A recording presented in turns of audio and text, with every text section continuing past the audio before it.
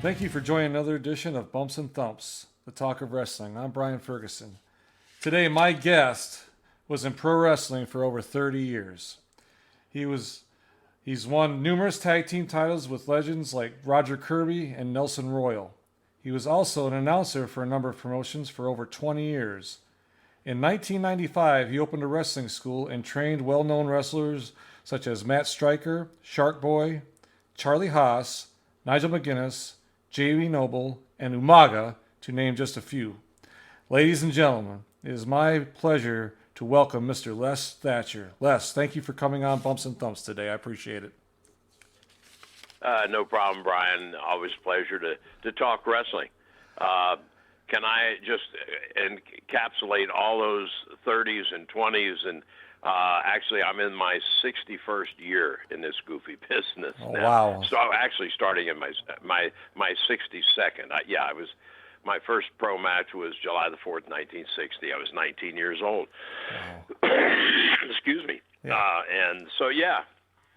July 4th, it's America's birthday. How was that for you? How was your first match? What was that like for you? Wow, it was exciting. It was a whole different time, obviously. Mm-hmm. You know, they actually I moved to Boston in February of 1960. I started training with Tony Santos there, and had my first match July the 4th, 1960.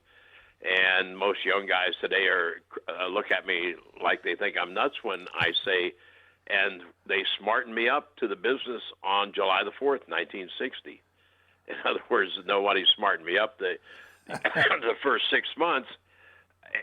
And, it was a closed shop. Yeah. And thank God. And they weren't going to smarten you up until they were sure you're going to stick. I had been a competitive athlete since I was 7-year-old, baseball, mm-hmm. football, basketball, et cetera, et cetera. And but when I got to Boston in February to start training to be a professional wrestler, they tested me. And they basically handed me my ass for the first couple of weeks just to see if I was going to stick around. And I did, of course. And so here we are, 61 years and a little change later. Yeah. That's great. I didn't realize you were still active in it. Well, that's good to hear. Today, in the wrestling world, it's a whole different, like you said, business than it was when you started. And I'm glad to hear that wrestlers like yourself are still active in it and can teach or mentor these younger wrestlers on the ways of how to be a wrestler, which is probably tough to do because I know I've heard, I don't know if this is true or not, that they basically train them for a few months, or not even that maybe, and throw them in there. And it's kind of a revolving door. I don't know if that's true or not, but well, to start with, where I trained with Tony Santos in 1960, that was the first ever professional wrestling school, mm-hmm. or camp period that was ever advertised, because it was a closed shop. Yeah. And I actually found him.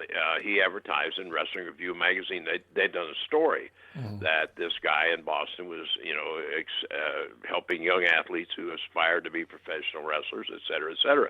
Mm-hmm. So I had been beating myself, beat my head against the wall trying to find a way in to the business, and I saw that, article in the magazine. So I wrote them a letter and, made the trip. Moved to Boston and to get my start. Now, today there are places they will call wrestling schools on virtually every street corner. Yeah. Most of them are bogus. Yeah. Truthfully, there's a handful of guys that I would trust mm-hmm. With a good athlete, and of course, having some natural talent and being able to adjust to what professional wrestling is part of the deal too. Right. But I think the hardest thing for trainers today is kids coming in think, what's all show? It's acting. Yeah. It's this, it's that. They think everything but what it actually is. Yeah. And the foundation The fundamentals haven't changed at all in 61 years, and they shouldn't change in the next 61. Right. Basics are the basics, Yeah. So it's tougher, and a lot of the things with the young kids that come in today. Now you mentioned '95. I actually started. Well, I trained guys when I was wrestling in the business. People like Bill White, J.J. Dillon, Scott Casey. Say that I had something to do with their growth within the industry. But I actually started training guys in '91, and it was different then, as it is now. I mean, I was more strict then. When I say strict, if you were training with us, then you didn't bring your kids, your family, your neighbors to watch. It was still, in terms of learning the business, it was still a closed shop. Today, that's not the case. And so today you get a lot of traffic, in terms of warm bodies, but and there's not that many that actually end up with a good grip on the business and able to achieve their dream, basically. Yeah, that's interesting that you say that. It's crazy world out there, and you say these wrestling schools on every corner, and you're right. There's only a few that are actually legit, and they're hard to find because there's a lot of advertisements for them, and you want to get the best training. If you're paying that, I mean, some schools charge $3,000-$4,000 to go to their training camp, and you want to get the most out of your money, and sometimes they don't get what they should. So. Well, the thing of it is, I think that any aspiring young athlete that's interested needs to realize one thing: there isn't a time frame. I know our trainings last 12 weeks. Our training lasts 8 weeks. Our training lasts however. But that's maybe how long you will have a person in your particular school. But that doesn't mean when you turn them loose at 12 weeks that they're ready to be out there. Because everyone learns. Well, Brian, you have a driver's license. I have a driver's license. Did we both learn to drive in the same amount of time? My guess would be no. Yeah. And so you can't look at a guy and say, okay, in 12 weeks you'll be a wrestler. You can look at him and say, you look like a good athlete. You look like this. Because realize professional wrestling is unique unto itself. I mean, I have worked with athletes that have won, scholarships and letters at SEC schools and Big Ten schools and, professional bodybuilders, et cetera, et cetera. And it doesn't mean you can still be a wrestler because that's some of the best performers. Well, you mentioned Nigel McGuiness. Nigel had no other athletic experience when he came to me out of college, yet he did turn into one hell of a worker. And I use that word sparingly in the year 2021 as well, because there aren't a lot of workers. There's a lot of acrobats, a lot of a lot of gimmicks, but worker is special. Yeah. And which it always has been, but then there were a lot more of those 40, 50 years ago than there are now. Yeah. Oh, I agree.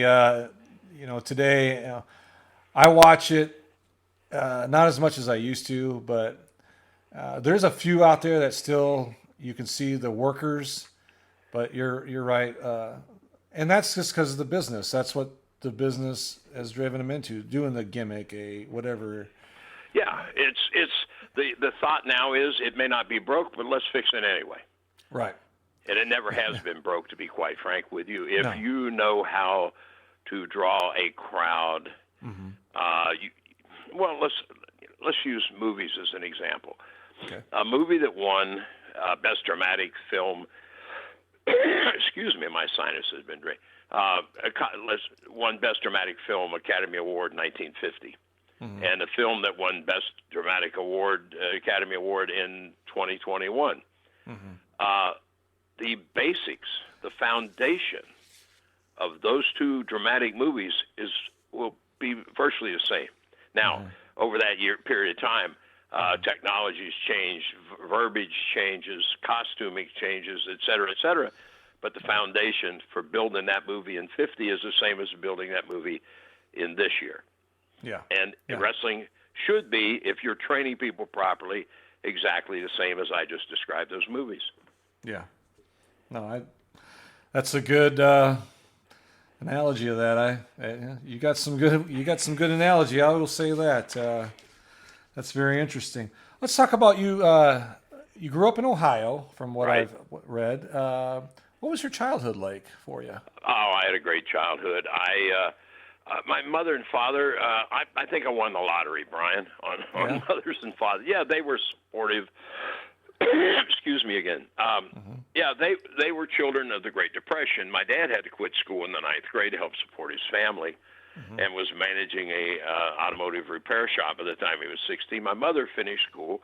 She was basically the athlete, if there was an of the couple. She played basketball in high school, but I had a wonderful childhood. In my teen years, if you've seen the movies American Graffiti and if you watched Happy Days, that was my hot rods and drive-in restaurants, and it was, I had a great childhood, and in the Midwest and in a middle-class family.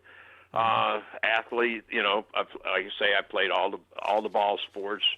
I was driving race cars by the time I was 15 years old. My dad and I I was actually driving on a racetrack before I had a driver's license to drive on the street. But so, it's sort of an adrenaline junkie. I never thought of it in those terms, back then. But I guess that was it to a degree. And I actually loved drag racing virtually as much as I did wrestling, and continued to follow racing even once I'd started my wrestling career. But then at some point there had to be a make up your mind thing. It's either one or the other. So it became wrestling. But great childhood. Actually got hooked on wrestling. I was 9 or 10 years old. Actually was with the neighbors on their 10-inch black and white screen. It was the first time I saw a professional wrestling match, and I was just really intrigued, and became a fan. Mom and Dad. Well, back then, wrestling was big on television. Yeah.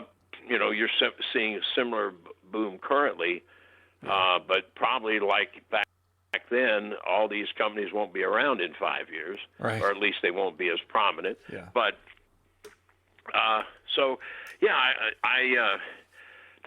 what little amateur wrestling I could get had to be in the YMCA's, because the public school systems, the high schools in Cincinnati at that point, had no wrestling programs. Okay. So I had some amateur experience, but it was, like I say, at the YMCA's, and but then going to Boston was a big deal, and it was wow. It was a exciting time for a 19-year-old kid. Yeah. Who trained you in Boston? Tony Santos was a promoter. Okay. But actually, he had his son, who the crazy thing is Gene Santos, who wrestled as Gene Dundee. Flash Monroe was another name that he used. Gene was one of the trainers, although he had never had a pro match at the time, but he grew up around the business, Right. and he basically oversaw the school. But a lot of Ronnie Hill, Kurt Douglas, these were pros, old pro.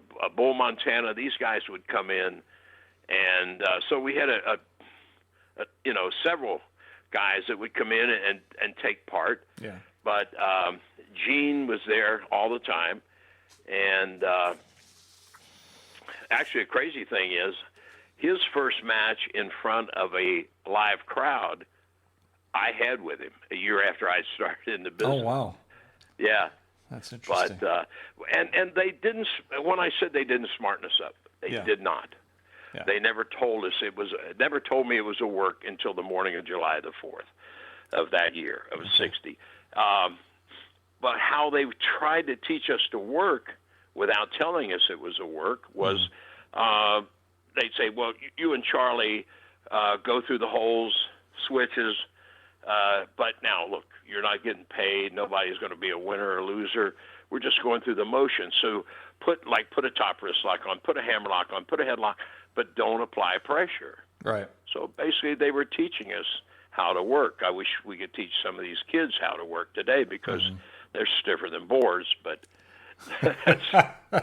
well, as Jim Cornette said, there were a lot of tough guys years ago, but they never hurt each other because they knew how to work. It was an art. Yeah. Today, there's a lot of skinny kids who beat the hell out of one another. Yeah. But they're not, and think it's cool. Yeah. But it was the great. When I say I've wrestled Harley Race, Danny Hodge, Pat O'Connor, people like that. These guys were tremendously tough. Yeah. Great wrestlers. Never felt them. Yeah. Yeah. The deal with us, it was like convince the people that bought the tickets they can't feel a thing. Right. Yeah. And Bret Hart says that no matter how many stars the fans may give to a match, 4 stars, 5 stars, whatever, if somebody got hurt, then it wasn't a good match. And that was the stance in.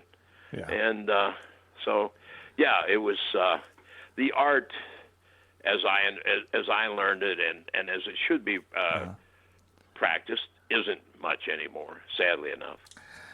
Yeah, well, you're not the first person that I've had say that. You're growing, and I hope they change that because, some of these guys, I've seen some articles and things where people get hurt, and it's not, and it's generally by the same person over and over again, and I would think it'd be difficult to work with the person, but if they're drawing money, I guess it's kind of brushed off to the side. If you're talking about the same person, I probably think which has been in high profile in the news because of that lately. I don't know that she's ever drawn a dime. Okay. And she's obviously dangerous, and something should be done about it. Yeah. Which doesn't mean that somebody needs to hurt her. Right. But she needs to be back in that performance center, learning how not to hurt people, her opponents. That's for damn sure. Yeah, you're thinking of the same person I am. So yeah. So after you got started in the business, I'm sure you developed some relationships when you were driving or flying or. What was that like? Your travel experiences from one place to another? I've heard where people talk about their matches, or you get that knowledge from those experienced guys. Is that what you had? Absolutely. Yeah. Well, that a lot of times the ride in the car to a show or from a show was part of the education because we had veterans to work with. That's the other thing. A lot of these kids today. It's the blind leading the blind. In other words, you turn a guy, this kid's just fresh from wrestling school, and the guy who's wrestling maybe as well, they're out of wrestling school, but it doesn't mean they know everything or that they know a lot. Yeah. This is a learning experience. Realize when I started in the business 61 years ago, we were wrestling 5-6 nights a week. Right. And the old-timers told you then, hey, it's going to take you 5 years to figure this out and to really get it and understand what it is we're doing, right? Okay, now these kids today on the independents maybe wrestle once a month, twice a month, 3 times. That's not every week, that's a month. Yeah. So how long is it going to take? And yet the young generation is cocky enough to think they know. They don't. Yeah.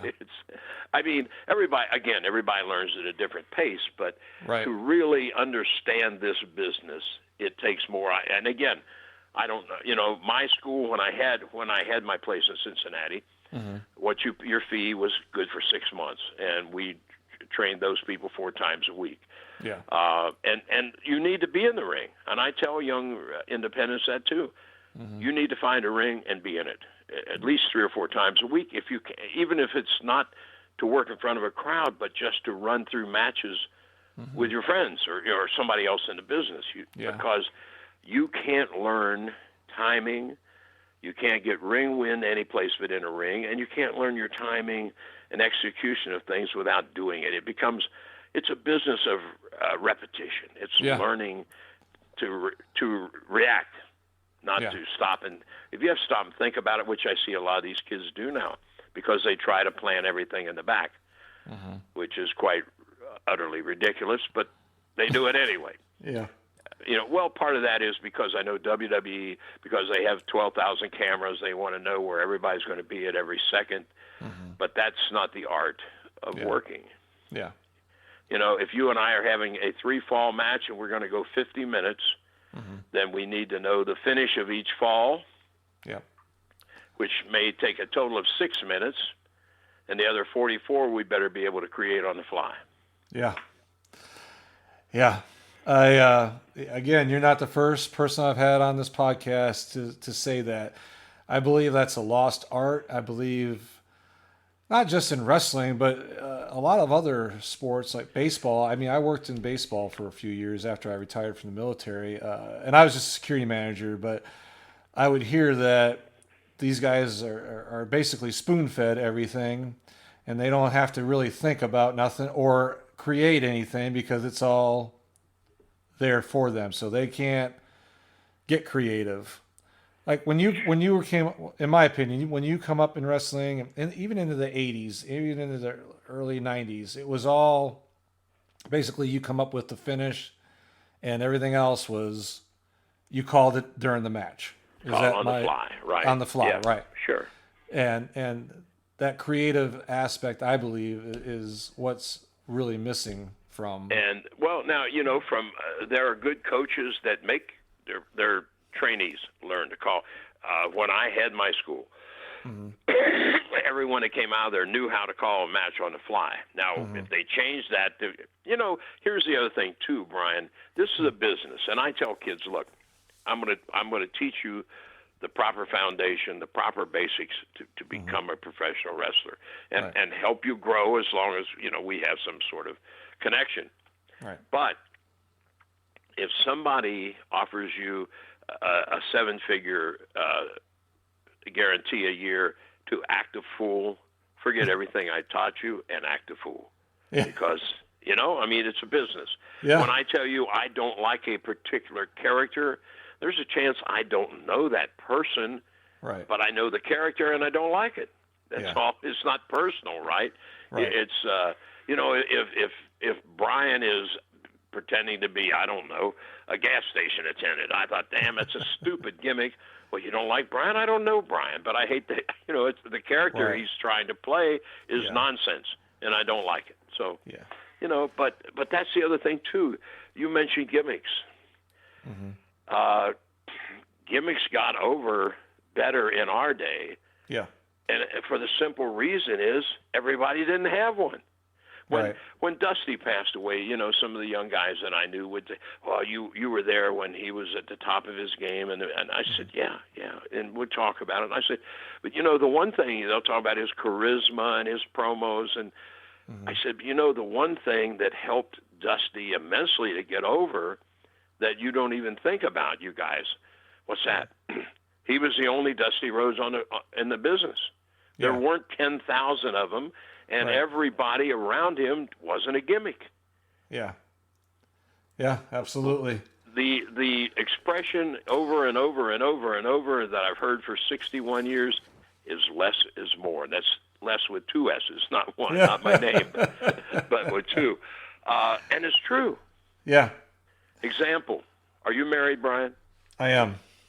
Very happily. Remember the first time you saw your wife naked? Of course you do. Yeah. Do you remember the 300th time? Don't bother to answer me, Brian, because your answer is the same as my answer. The answer is no. Yeah. Because you became complacent with that. Yeah. I give you 10,000 dives every show, 10,000 false finishes. I kick out of your finish, you kick out of my finish. Then how the hell is it a finish, and what's the value of it? Yeah. So much that I see in the ring now and is public masturbation. It's guys entertaining themselves. That's a good analogy. I like it. It is. I mean, yeah, no, you're right. You're right. This spot is so cool. I want to do it 3 times. Well, you friggin' idiot. If you know how to do it and the proper time to do it, you will elicit a great response. Yeah. But just doing it to be doing it, does it fit in context? Look, a good wrestling match is like good sex. Begins with foreplay and builds to a climax. Yeah. And I watch a lot of these young guys and think they've never had good sex either. They obviously don't know what. Maybe you should be teaching that instead of wrestling. I don't know. But you get my point, right? Oh yeah, you got some good analogies. I will say that definitely. Let's talk about your you teamed with some well-known legends, Roger Kirby, Nelson Royal, just name a few. Well, chemistry with wrestlers. I mean, who do you think, in your opinion, was your best opponent that you just had that click, that it factor with? That you just... wow! You know what? I don't know. I've worked with so many talented wrestlers, and learned from. I mean, my God, I can go back early in my career because Ripper Roy Collins, who probably most modern day fans wouldn't even know who the hell I'm talking about. Yeah. But what a great leader and a great 1963. We were in a show in Iowa somewhere, and Roy and I had a 3-fall match, and he called the whole thing because I was still in the learning process. But we were tearing the house down. It was just great. So we're going back to the dressing room, and Pat O'Connor, who was one of the owners of the territory, along with Bob Geigel, was on the card as well. Pat was the main event. And so as we get to the back is where Roy and I are both. It's a long hallway. Normally the wrestlers aren't together back in 1963, but in this particular instance we were. So as we walk into the main dressing room, Pat's there, waiting for the intermission to be over, and he says to Roy, "How the hell do you expect anybody to follow that?" And Roy said, "If you can't follow it, maybe you should go on before it." And I'm thinking, oh, my God, he just said that to one of the owners and a former world champion, right? Yeah. I'll be fired tomorrow. But it was there, that you have those nights. I've worked with Ken Lucas, who's another name you probably have never heard. One of the best workers I've ever locked up with. I've had him as tag team partner. Flair, in his book, mentions that Kenny was one of the best men he ever worked with, and yet Kenny is not there were a lot of great workers in the 60s and 70s because you had to know how to work. Today you know how to be a bad comedian or be an acrobat, which has nothing to do with working in terms of professional wrestling, right? And so there were so many great guys back there. Talking about chemistry with partners. I have a sarcastic sense of humor. You mentioned Kirby and Nelly. I tell people I train the future junior heavyweight champions of the world because they both were after we were partners, right? Of course, I had nothing to do with them becoming champions, but But I've always been a contender as a junior heavyweight during my in-ring career, and which I was sad. I mean, I wasn't tall enough, or I just didn't have that it factor. But of the junior heavyweight, I've wrestled Matsuda, Hodge, Mantell, Kirby, Royal. Am I missing anybody? I don't think so. 5 of the world champions over my 20-year in-ring career. So, I have had an amazing life in the wrestling business. It's had its ups and downs. It's not so good now, for whatever reason. But, I look back and, I think I gave a lot. I think I did a lot to positive things in the business. But I also feel that I've it's not a job if you enjoy doing it all the time. Right. And truthfully, I'm, at this point in my life, I still want to be involved. Believe me, I'm not going to wrestle, but I can still teach. I can, broadcasting, whatever. Yeah. And I've made a joke out of it for a number of years. I keep saying, I'll probably be doing something wrestling related when I die, and the closer I get to that, I'm thinking, I'm hoping I'll be doing something wrestling related because it's been my life, Yeah. I want to tell you, you don't. I don't think you give yourself enough credit, and I don't think people that watch wrestling in the '70s and '80s, I don't. They know who you are, and I found you because I knew who you were, and once I actually read some of your bio and found some information on you, you are very, to me, underrated as a pro wrestler, all-time great, and I want to tell you that. And I appreciate you for what you've done for this business because your credentials are just amazing, and I think it's underappreciated. And I want to tell you that I want to thank you for what you've done for this business. Well, I appreciate that. And I'm not saying that just because you're on my podcast, but I really mean that. And I appreciate. Well, you know what? I'll be candid with you. I have never been a great self-promoter. Yeah. This is true. I'll be the first to admit that. Mm-hmm. But in recent years, as you get older and start thinking, I don't give a damn what anybody thinks, right? Yeah. I'll say what's on my mind. Right. Yes, I feel I have contributed, and I feel that the one thing I haven't accomplished is to get a Hall of Fame ring. And I do believe that's overdue, and I believe that I've earned it. Oh, yeah. So, definitely. The Pro Wrestling Hall of Fame, they should be calling you right now telling you to get down there and get that. Well, while we're talking about that, just briefly, start at current as a trainer. You mentioned a handful of the guys, and my fingerprints on a lot of the guys. And currently, Drew Gulak, Adam Cole, besides the guys you named, and anyway, and some of my drills that I've concocted for wrestling are used in the Performance Center, OVW, Rudy Gonzalez, Tom Pritchard, top trainers in the world use my stuff. Yep. Okay. The first wrestling T-shirt ever on the market was put out in 1972 by three guys named Jack and Jerry Briscoe and Les Thatcher. Artwork by Jerry the King Larb. Whose idea? Mine. Wow, I didn't know that. That's interesting. See? Yeah. Yeah. Yeah, we put out. Well, the idea at that time realized in the '60s when T-shirts started being any other color but white. Yeah. And most of them have concerts or writing and everything. So in the early '70s, it just crossed my mind, and I mentioned it to several promoters, and they weren't interested. And Jack and Jerry and I were sitting around Jerry's apartment in Charlotte and just having a couple of beers and just talking in general. And I brought up my frustration that I thought T-shirts would sell. And Jack said, well, why don't we do it? I said, what do you mean? He said, well, why don't three of us, we'll all kick in and we'll do T-shirts. And we did. Yeah. So that's how the industry got started. I changed the look of wrestling magazines with the Crockett's. We put out the only NWA full-color magazine in 1975 or 76, whichever, with Terry Funk, who was a world champion at the time, on the cover. That was done out of the Crockett office.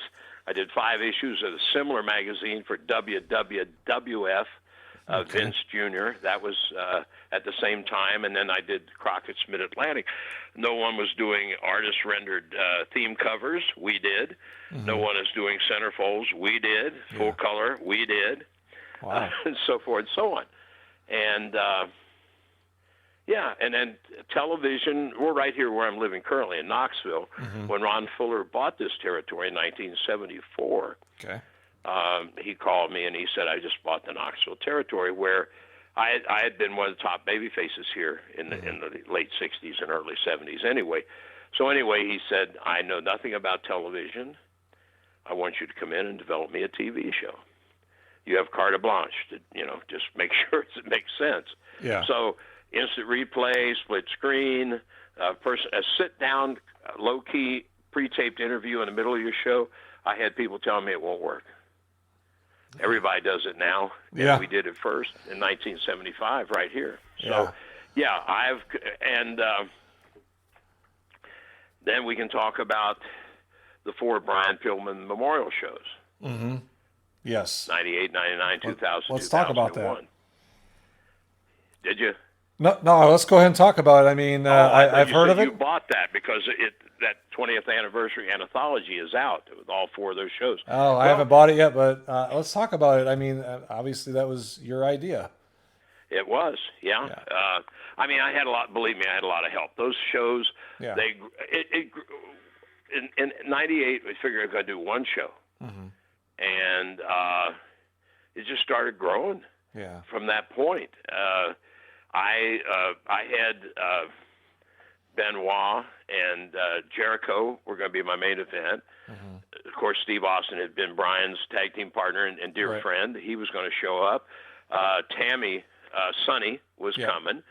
And so, talking to Dave Meltzer, he said, all you need is an ECW match, and you got the 3 big.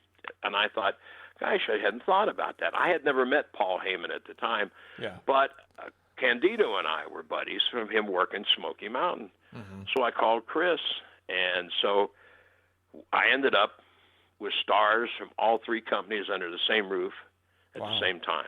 Yeah. No one, and you couldn't get that anywhere else in the world, Brian. And we did that in 98, 90, and it grew in 99. It grew again in 2000. That was if you haven't seen it yet, it's out there on Benoit Regal classic match from 2000 Pillman show.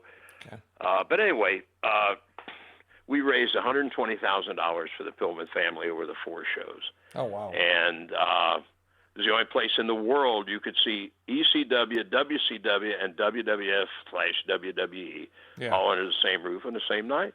Yeah, I'm really surprised that they allowed their guys to do that. I know the 2 bigger ones at the time, WCW and WWE. I know they have a whole lot of constraints on those guys. Well, you know what? I want to think, and I can't reach and pat myself on the back. I'll leave that up somewhere. That part of it was because they trusted me with their talent. Yeah. That I wouldn't screw things up. Right. Right. Yeah. And and those shows were I mean, the guys worked for nothing, right? They came. I mean, the 3 big companies paid the airfare. We put them up in the hotel, fed them, et cetera, et cetera. And those shows, there were pictures with photos with the stars. Mm-hmm. We had auctions, JR Stetson, D'Lo's chest protector, Flair's robe, woman's gown, et cetera, right? Yeah. I mean, there was so much going on at these things. And you can, if you go to PillmanShow.com, that 4-disc set is over 15 hours of content, a lot of extras, but it covers all 4 of the shows and how they grew. I mean, when we did the first one, it was in Norwood's junior high school gym, which is where Brian went to school. Okay. And we moved from there to Cincinnati Gardens, and then to the St. Xavier Field House, and the shows just took on a life of their own. And so all these things I'm pretty proud of, and I want that damn ring. What can I tell you? I don't blame you. You sound like a very creative person as well, not just in the ring, but with your creating T-shirts, creating shows, creating concepts. You know what? And some of the stuff that I've done in this business has just almost been by accident. Yeah. Now, as a kid, one of my suppressed desires, I guess, was to be a 50s rock and roll DJ, right? Mm-hmm. Because I just thought that was one of the coolest things in the world. I don't know if you ever watched the old WKRP in Cincinnati. Yeah. Oh, yeah. Okay. Yeah. Johnny Dr. Fever. John man. Fever. Yeah. This is cool. Yeah. And I'd done a little when we built the drag strip in Cincinnati. There was a club called the Southern Ohio Time Association. It was a group of hot rod clubs, of which our club was a member. We built a drag strip in Cincinnati, and so I did. The Tower as the Tower announcer for a while, calling the races and stuff. So once I met Gordon Soley, I thought, damn, this is the best. Because I realized back in the 50s and the 60s, a lot of your wrestling commentators were just the local kiddie show host or news guy, or so they weren't necessarily wrestling fans themselves, or necessarily even qualified to call a wrestling match, right? They were just local celebrities who got $50 or whatever it was to do a 1-hour show. And so when I finally went to Florida in '67, when I was made the NWA Rookie of the Year, I met Gordon. And besides, we had racing in common as well, because he was part owner of the Golden Gate Speedway in St. Petersburg. But anyway, I thought I'd like to try this sometime. Yeah.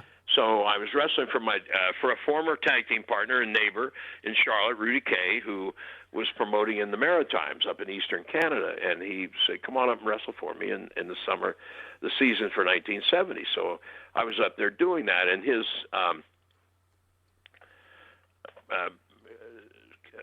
spit it out, Les. His his only announcer was a guy from Toronto, and had a death in the family and had to go back to Toronto. So we're living in Moncton, New Brunswick at the time, and Rudy calls. We're wrestling in Moncton on Monday, Halifax on Tuesday, and Halifax Wednesday mornings where we did TV.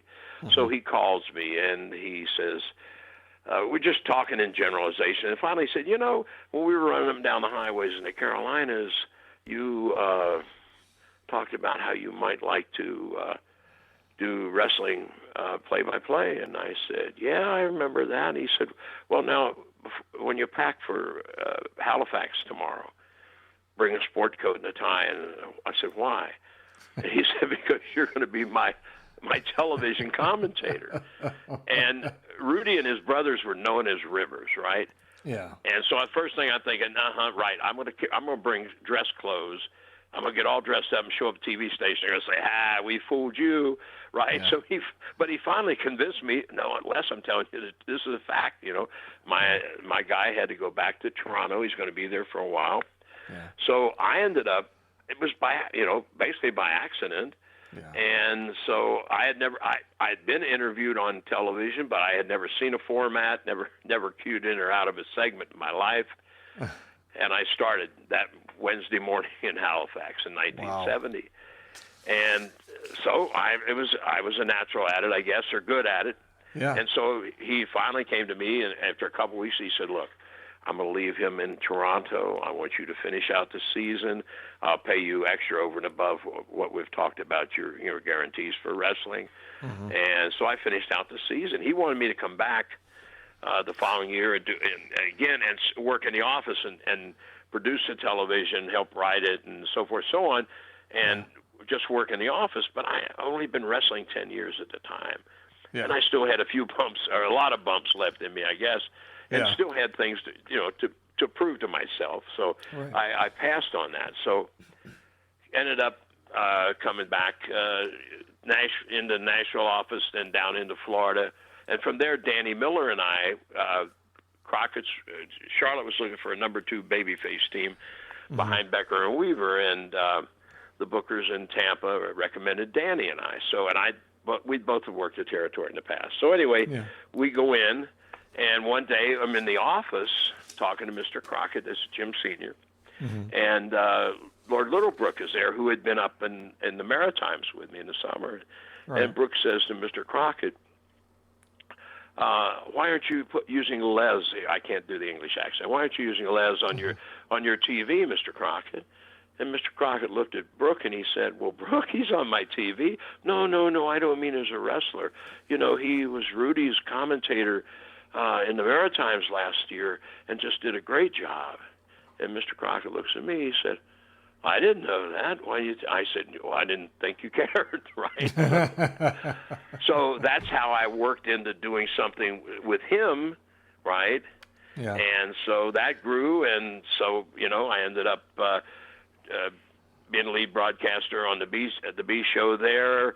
Then I started coordinating all the interviews, and then when the war in Atlanta, I moved to Atlanta for a while. Gordon and I were the broadcast team for Georgia Championship Wrestling, and then back to Charlotte, and then in here. I went from 74, November 74 to November of 77.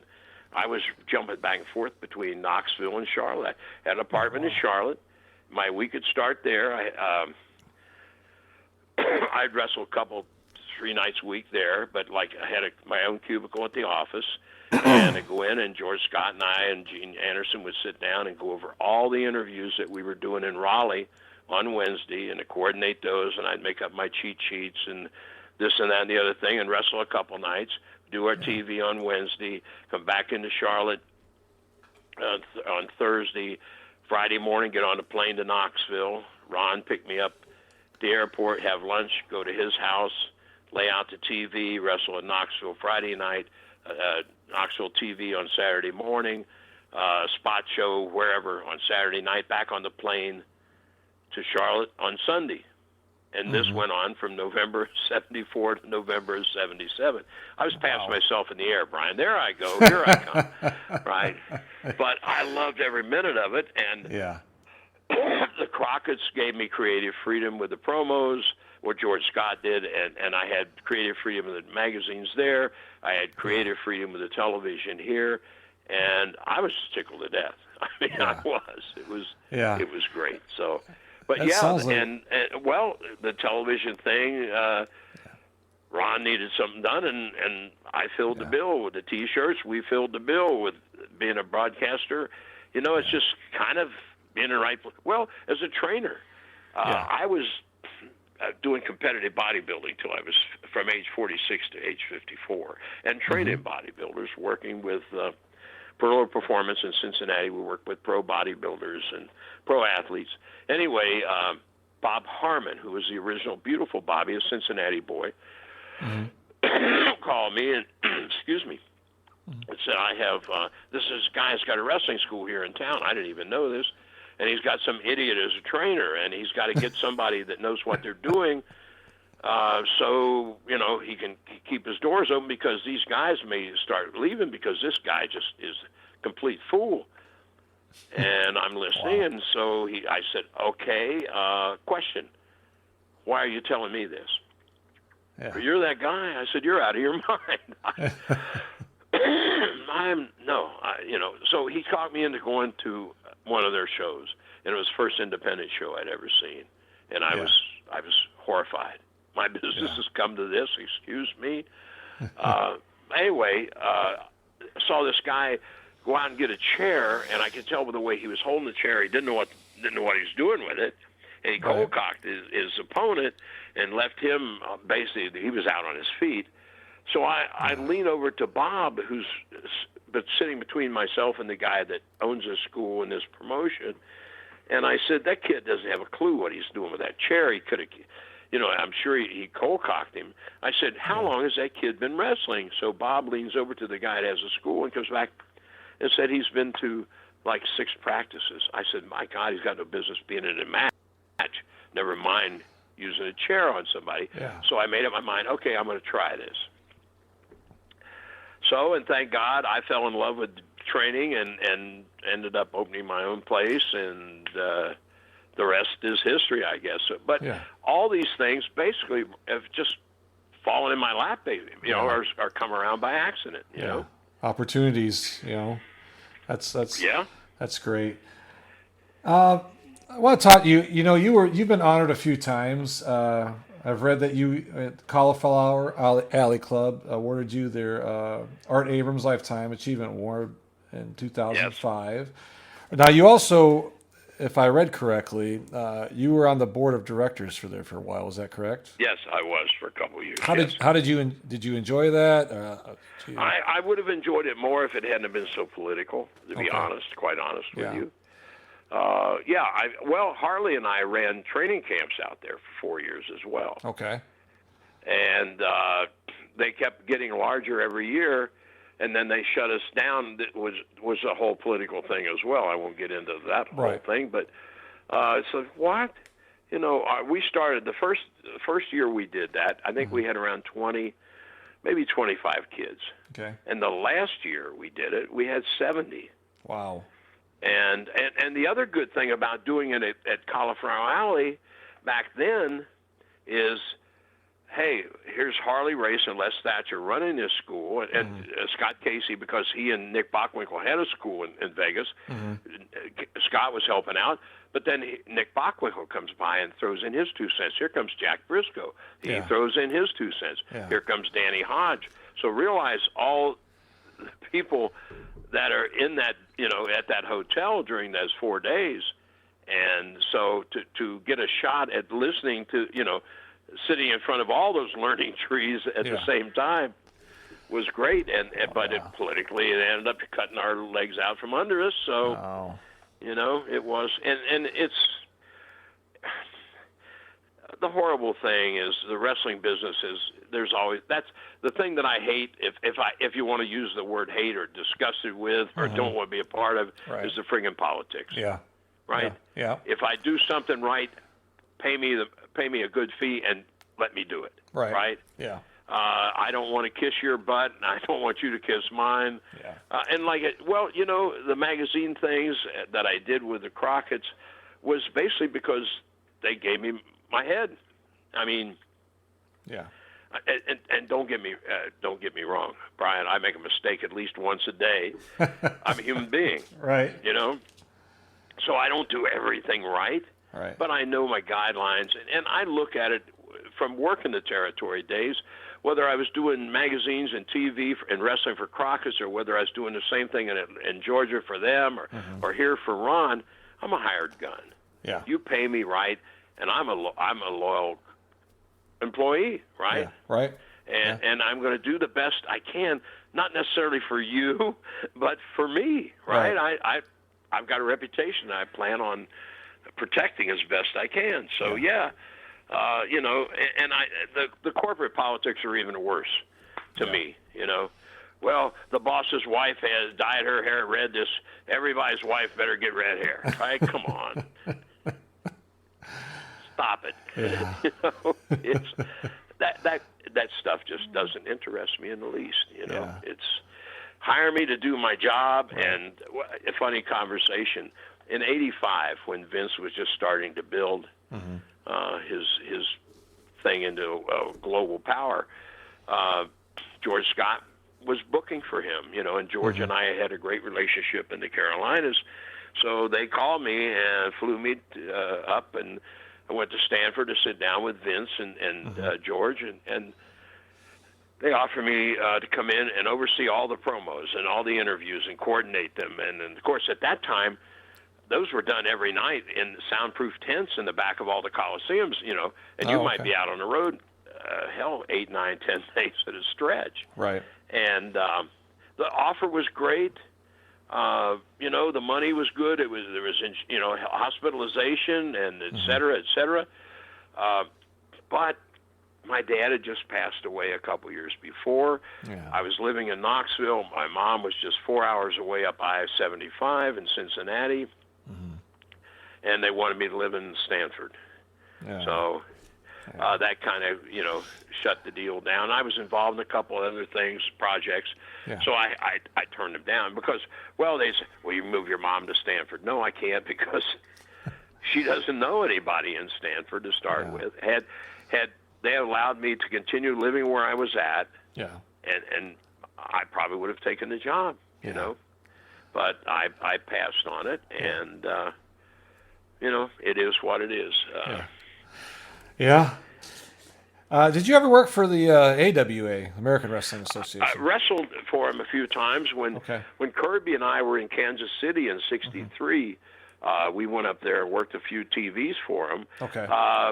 When Okerlund left AWA to go with Vince, they called me. Jack Lanza called me. He was booking for Vern at the time. I was living here in Knoxville, and offered me.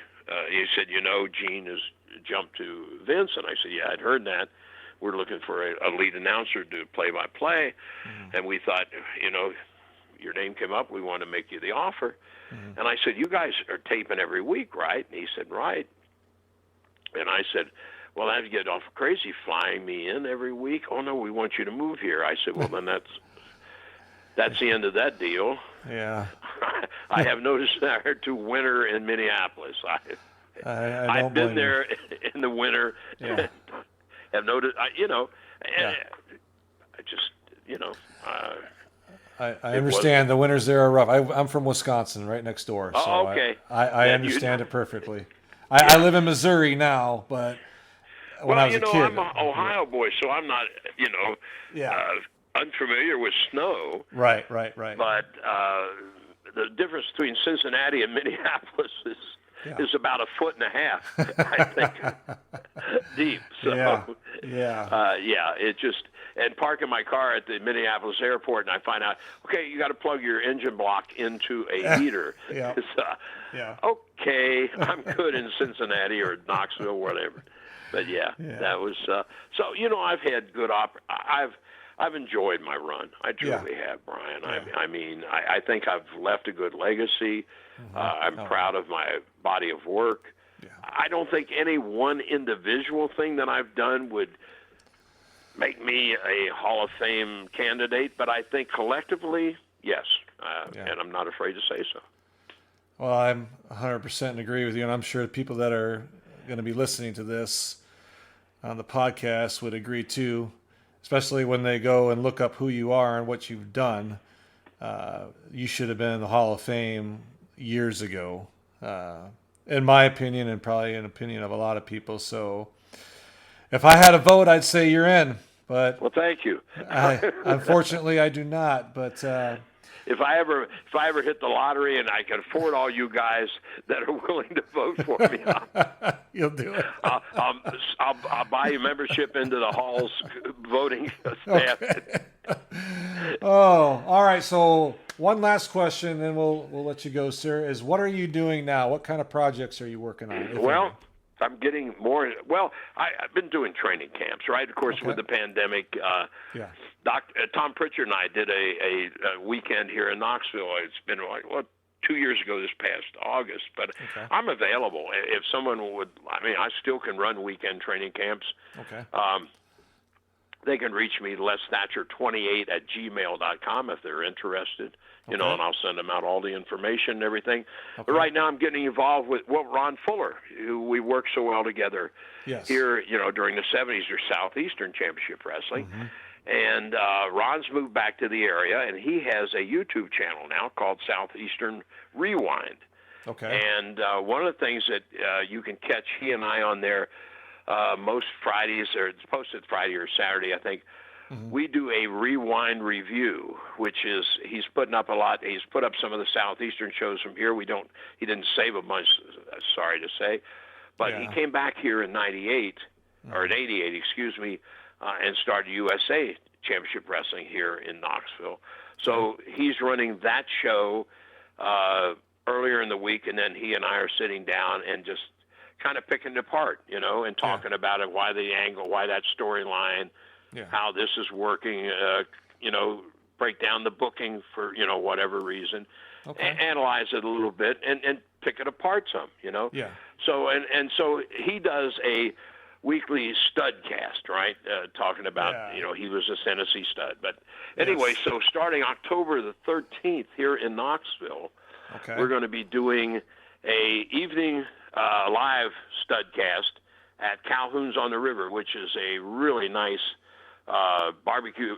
They're noted for their barbecue, a nice restaurant right down by Neyland Stadium here at the University of Tennessee.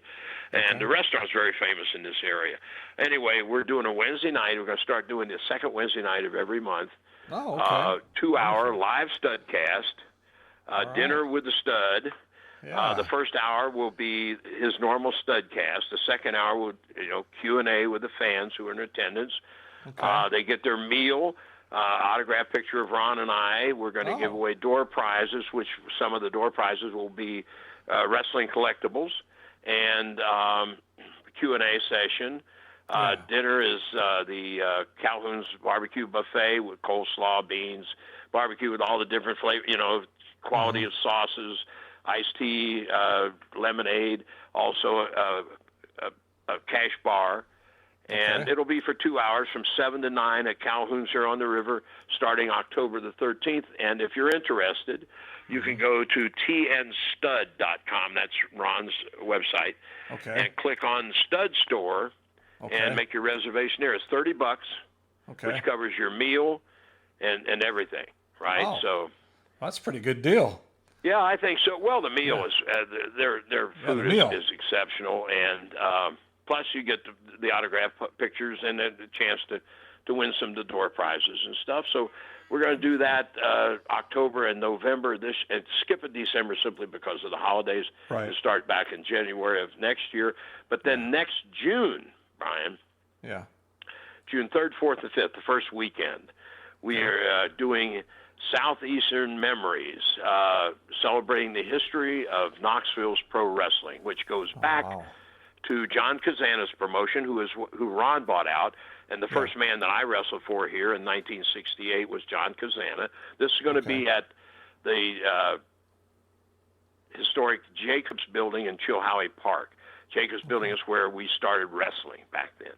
And it's going to be, a fan fest. There'll be matches on Sunday afternoon, but there'll be, memorabilia, tables selling merchandise. There'll be Q&A sessions. There will be photos with the stars and so forth and so on. And that's going to be June 3, 4, and 5 of next year. And, of course, we put more ads out about that. Yeah. But so I'm kind of involved with all these. It's fun to be back. Ron and I always we're more than just working relationship. We're buddies, and we've been friends for 50 years. So it's fun working with him. He gives me my head, and I pick at him, and he picks at me. But so those are the things. And like I say, I'm still available to do seminars and weekend training camps. In fact, I want to do them. I truly do. So. Well, folks, you heard that, and I'll put that, Les. I'll put that on the description at the bottom when this gets posted here soon. And I want to thank you again for coming on, taking your time today, and I really appreciate it. I've learned a lot. I'm sure the fans that are listening to this have learned a lot, so we really appreciate it. Thank you very much. Well, I thank you for having me, Brian, and I hope I didn't bore everybody to death. No. But we're talking about my favorite subject in the world, and that's wrestling, not me, but wrestling. No. It's been my life, and I enjoy it. So, we can do it again sometime. Oh, you bet. And if you're going to be in you get down out of that wintry cold, survive it, and come on down and join us next June for the Southeastern Memories. I may take you up on that. I'll have to talk to the wife, and I'm sure by then we will looking to go somewhere. So yeah, definitely. So I appreciate it. Again, everyone, Mr. Les Thatcher, thank you, sir, for coming on. Appreciate it. And go ahead, sir. My pleasure, Brian. It's been fun, and thank you for having me. Oh, you bet. And please, folks, if this is your first time listening, subscribe. We've got more stuff. And thank you again, everyone. And Les, we will talk to you soon, sir. Take care.